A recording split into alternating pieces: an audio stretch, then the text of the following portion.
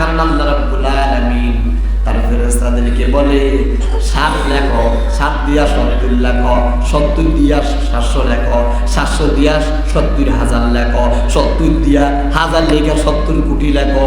আবার এমনও পর্যায়ে বলে বান্দারে তোর ফেরেশতারা তোর কলমের কালি শেষ হয়ে যাবে, আমি আমার বান্দাকে আমি তার প্রতিদান দিব। কন্যা সুবহানাল্লাহ।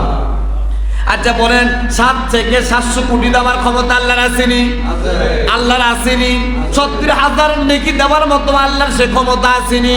এই জন্য বান্দা যখন রমজান মাসে দান করে, বান্দা যখন সদকা করে, আল্লাহ রাব্বুল আলামিন বলে ওই বান্দার অন্তরের মধ্যে মজা লাগে। সুবহানাল্লাহ। সে দান করতে মজা লাগে। কি করতে মজা লাগে?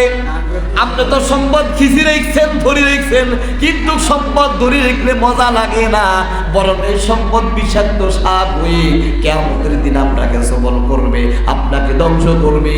আর সেই দিন সম্পদের জবান বলে যাবে, বলবে আমি তোর দুনিয়ার অর্জিত সম্পদ, আমি তোর দুনিয়ার অর্জিত সম্পদগুলো আজকে আমাকে ভক্ষণ কর।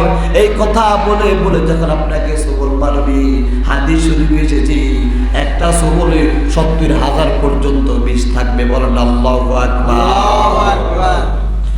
কঠিন, অনেক কঠিন কিনা? কথা বলা অনেক কঠিন কিনা? তাহলে দুনিয়ার মধ্যে আপনি যে সম্পদ খোয়াচ্ছেন, জড়াচ্ছেন, কার জন্য? নিজে খাইতে পারবেন?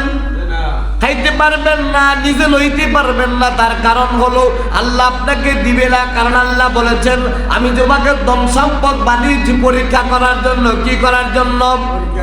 বলেন কি করার জন্য? আচ্ছা ধনী বানায় কে? ফকির বানায় কে? সম্পদের মালিক বানায় কে? ধন সম্পদের মালিক যদি আল্লাহ বানায়, আপনাকে যে ফকির বানাইছে তিনি কে? আর আপনাকে যে ধনী বানাইছে তিনি কে? আপনি বিশ্বাস করতে হবে আর মানতে হবে আল্লাহ রাব্বুল আলামিন আমাকে ধনী বানিয়েছেন আমার সম্পদগুলোর যাকাত প্রতিষ্ঠিত করার জন্য। সুবহানাল্লাহ।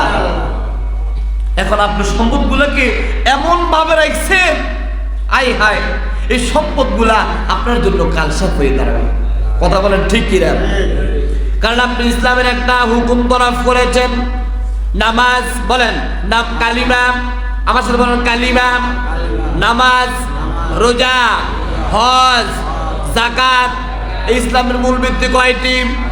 এখন আপনি যদি একটা না মানেন, আপনি ইসলাম মানছেননি।